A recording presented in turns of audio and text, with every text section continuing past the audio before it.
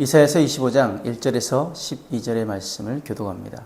여호와여, 주는 나의 하나님이시라. 내가 주를 높이고 주의 이름을 찬송하오리니 주는 기사를 이어지게 정하신 뜻대로 성실함과 진실함으로 행하셨음이라. 주께서 성읍을 돌무더기로 만드시며 견고한 성읍을 황폐하게 하시며 외인의 궁성을 성읍이 되지 못하게 하사 영원히 건설되지 못하게 하셨으므로 강한 민족이 주를 영화롭게 하며 포악한 나라들의 성읍이 주를 경외하리이다. 주는 포악자의 기세가 성벽을 치는 폭풍과 같을 때에 빈궁한 자의 요새시며 환난당한 가난한 자의 요새이시며 폭풍 중에 피난처시며 폭양을 피하는 그늘이 되셨사오니 마른 땅에 폭양을 재함같이 주께서 이방인의 소란을 그치게 하시며 폭양을 구름으로 가림같이 포악한 자의 노래를 낮추시리이다. 만군의 여호와께서 이 산에서 만민을 위하여 기름진 것과 오래 저장하였던 포도주로 연회를 베푸시리니 곧 골수가 가득한 기름진 것과 오래 저장하였던 맑은 포도주로 하실 것이며 또 이 산에서 모든 민족의 얼굴을 가린 가리개와 열방 위에 덮인 덮개를 제하시며 사망을 영원히 멸하실 것이라. 주 여호와께서 모든 얼굴에서 눈물을 씻기시며 자기 백성의 수치를 온 천하에서 제하시리라. 여호와께서 이같이 말씀하셨느니라. 그날에 말하기를 이는 우리의 하나님이시라. 우리가 그를 기다렸으니 그가 우리를 구원하시리로다. 이는 여호와시라. 우리가 그를 기다렸으니 우리는 그의 구원을 기뻐하며 즐거워하리이다 할 것이며 여호와의 손이 이 산에서 나타나시리니 모압이 거름물 속에서 초계가 밟힘같이 자기 처소에서 밟힐 것인즉 그가 헤엄치는 자가 헤엄치려고 손을 펴같이 그 속에서 그의 손을 펼 것이나 여호와께서 그의 교만으로 인하여 그 손이 능숙함에도 불구하고 그를 누르실 것이라. 내 성벽에 높은 요새를 헐며 땅에 내리시되 진토에 미치게 하시리라. 오늘 이사야서 25장은 우리에게 무엇이 정말 무너지지 않는 피난처인지를 보여줍니다. 이사야가 바라보았던 현실은 평안하지 않았습니다. 강한 나라들이 약한 나라를 짓밟고 힘 있는 사람들이 힘 없는 사람들을 압제했습니다. 마치 폭풍이 몰아치고 뜨거운 열기가 사람을 숨 막히게 하는 것 같은 그런 시대였습니다. 그런 현실 가운데 이사야는 하나님을 바라보며 이렇게 고백합니다. 여호와여, 주는 나의 하나님이시라. 내가 주를 높이고 주의 이름을 찬송하오리니. 상황이 좋아서 하나님을 찬양한 것이 아니라 이사야는 하나님이 어떤 분이신지 알았기 때문에 하나님을 찬양했습니다. 오늘 말씀을 통해 우리가 믿는 하나님이 어떤 분이신지 함께 살펴보기를 원합니다. 1절에서 5절 말씀에 이사야는 하나님께서 강하고 포악한 나라들을 무너뜨리실 것이라고 선포합니다. 당시 강대국들은 자신들의 힘이 영원할 것이라고 생각했습니다. 높은 성을 쌓고 군대를 키우며 다른 민족들을 압제했습니다. 아무도 자신들을 무너뜨릴 수 없다고 생각했습니다. 그러나 하나님 앞에서 인간의 힘은 영원하지 않습니다. 반대로 사절은 하나님을 이렇게 말씀합니다. 주는 포악자의 기세가 성벽을 치는 폭풍과 같을 때 빈궁한 자의 요새이시며 환난당한 가난한 자의 요새이시며 폭풍 중에 피난처이시며 폭양을 피하는 그늘이 되셨사오니. 하나님께서 피난처가 되시고 하나님께서 요새가 되시고 하나님께서 피할 그늘이 되신다는 것입니다.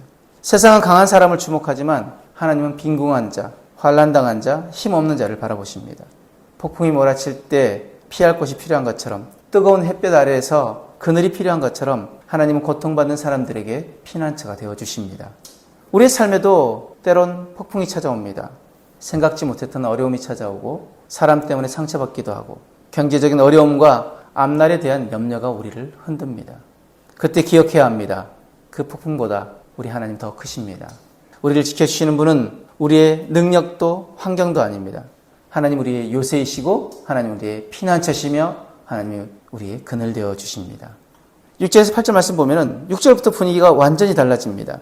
앞에서는 폭풍과 압제와 심판을 말씀했다면 이제는 하나님께서 잔치를 준비하십니다.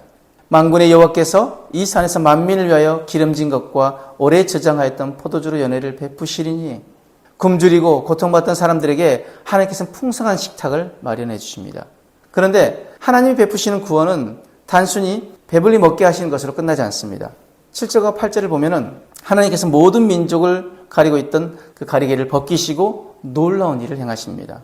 사망을 영원히 멸하실 것이라. 주 여호와께서 모든 얼굴에서 눈물을 씻기시며. 놀라운 약속입니다. 하나님께서는 단순히 우리의 형편을 조금 나아지게 하시는 분이 아니십니다. 인간의 가장 큰 원수인 사망까지 멸하시는 하나님이십니다. 요한계시록 21장에도 이 약속이 이어집니다. 하나님께서 모든 눈물을 닦아주시고 다시는 사망도, 애통하는 것도, 곡하는 것도, 아픈 것도 없는 새 하늘과 새 땅을 이루실 것입니다. 지금 우리의 현실에는 여전히 눈물이 있습니다. 질병도 있고, 이별도 있고, 죽음도 있습니다. 억울한 일과 고통스러운 일도 계속됩니다. 그러나 성도에게 현재의 고통이 마지막 장면이 아닙니다. 우리의 마지막에는 하나님이 준비하신 구원의 잔치가 있습니다. 그래서 우리는 눈물 가운데서도 소망을 잃지 않을 수 있습니다.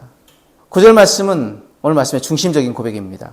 그날에 말하기를 이는 우리의 하나님이시라 우리가 그를 기다렸으니 그가 우리를 구원하시리로다. 이는 여호와시라 우리가 그를 기다렸으니 우리는 그의 구원을 기뻐하며 즐거워하리라. 여기서 반복되는 말씀이 있는데 우리가 그를 기다렸으니입니다. 믿음은 기다리는 것입니다. 우리는 기도하면 빨리 응답받기를 원합니다. 문제가 생기면 빨리 해결받기를 원하고 고통이 찾아오면 이 고통이 빨리 끝나기를 바랍니다. 그러나 하나님 때로 우리에게 기다림을 허락하십니다. 왜냐하면 믿음은 내가 원하는 그것을 즉시 얻는 것이 아니라 아직 보이지 않아도 하나님을 신뢰하는 것, 그것이 믿음이기 때문입니다. 기다리는 동안 우리는 이렇게 고백하는 것입니다. 주님, 지금은 이해되지 않아도 주님은 선하십니다. 주님, 아직 응답이 보이지 않아도 하나님 여전히 일하고 계십니다. 지금 눈물이 있어도 하나님께서 마지막에는 나의 눈물을 닦아주실 것입니다. 그래서 믿음으로 기다린 사람은 마침내 이렇게 고백하게 됩니다. 주는 나의 하나님이십니다. 10절에 12절 말씀에 마지막으로 모압의 심판이 등장합니다. 모압은 자신의 힘과 높은 성벽을 믿었습니다. 자신들이 세운 요새가 자신들을 지켜줄 것이라고 생각했습니다. 그러나 하나님께서는 그들의 높은 요새를 무너뜨리십니다. 이 말씀에서 모압은 단순히 한 나라만을 의미하는 것이 아니라 자신의 힘을 믿고 하나님을 대적하며 약한 자를 짓밟는 교만한 세력을 보여주십니다. 사람은 자신에게 힘이 생기면 쉽게 교만해집니다. 내가 이만큼 이뤘다고. 내가 가진 것이 나를 지켜줄 것이라고. 나는 하나님 없이도 살 수 있다고. 그러나 하나님 앞에서 영원한 인간의 성벽은 없습니다. 그래서 성도는 높은 성벽을 쌓는 사람이 아니라 하나님을 자신의 요새로 삼는 사람이어야 합니다. 그렇다면 오늘 말씀을 통해 우리는 어떻게 살아가야 할까요? 첫 번째, 어려움을 만날 때 하나님께 피해야 합니다. 문제가 생겼을 때 염려부터 하기보다 기도부터 하시길 바랍니다. 사람을 찾기 전에 하나님 먼저 찾으시길 바랍니다. 하나님 환난 당한 자의 요새이시며 폭풍 중에 피난처가 되신다는 사실을 잊지 말아야 합니다. 두 번째, 눈물이 있을 때 하나님의 마지막 약속을 바라보시길 바랍니다. 우리의 현재 형편만 바라보면 낙심할 수밖에 없습니다. 그러나 성도의 인생은 오늘로 끝나지 않습니다. 하나님께서 우리의 모든 눈물을 닦아주신 날이 반드시 옵니다. 세 번째, 응답이 늦어질 때에도 하나님을 기다리시길 바랍니다. 기도했는데 여전히 달라지는 것이 없어 보일 수 있습니다. 그러나 기다림은 우리가 믿음이 없는 시간이 아니라 오히려 믿음을 드러내는 시간입니다. 하나님의 때는 우리의 때와 다를 수 있지만 하나님의 약속은 결코 변함이 없으십니다. 하나님은 끝까지 그 약속을 지키시는 분이십니다. 네 번째로 내가 가진 것을 요새로 삼지 말기를 바랍니다. 돈도, 건강도, 사람도, 지위도 영원한 요새가 될 수 없습니다. 그것들을 감사히 사용하되 우리는 그것을 의지하지 말아야 합니다. 우리의 진정한 요새는 오직 하나님 한 분이십니다. 사랑하는 성도 여러분, 오늘 이사야는 혼란스러운 세상을 바라보면서도 하나님을 향해 이렇게 고백했습니다. 여호와여, 주는 나의 하나님이시라. 이 고백이 오늘 우리의 고백 되어지길 원합니다. 폭풍이 몰아쳐도 주는 나의 하나님이십니다. 눈물이 멈추지 않아도 주는 나의 하나님이십니다. 기도의 응답을 기다리는 동안에도 주는 나의 하나님이십니다. 세상이 흔들리고 내가 의지했던 것들이 무너질 때도 주는 나의 하나님이십니다. 우리 하나님은 교만한 자를 낮추시며 환난 당한 자의 피난처가 되시며 자기 백성의 눈물을 닦아주시고 마침내 사망까지 멸하시는 하나님이십니다. 그러므로 오늘 형편 때문에 낙심하지 마시길 바랍니다. 믿음으로 그 하나님을 바라고 기다리시길 바랍니다. 그리고 마침내 하나님의 구원을 바라보며 우리도 이사야처럼 기쁨으로 고백할 수 있기를 바랍니다. 이는 우리의 하나님이시라. 우리가 그를 기다렸으니 그가 우리를 구원하시리로다. 아멘. 기도하겠습니다. 사랑과 은혜의 하나님, 주는 나의 하나님이심을 믿고 고백합니다. 삶의 폭풍 가운데 우리의 피난처가 되어주시고 눈물 가운데서도 주님의 약속을 바라보게 하여 주옵소서. 응답이 보이지 않을 때도 낙심하지 않게 하시며 믿음으로 주님의 약속을 기다리게 하시고 세상의 힘이 아니라 오직 하나님만 의지하게 하여 주옵소서.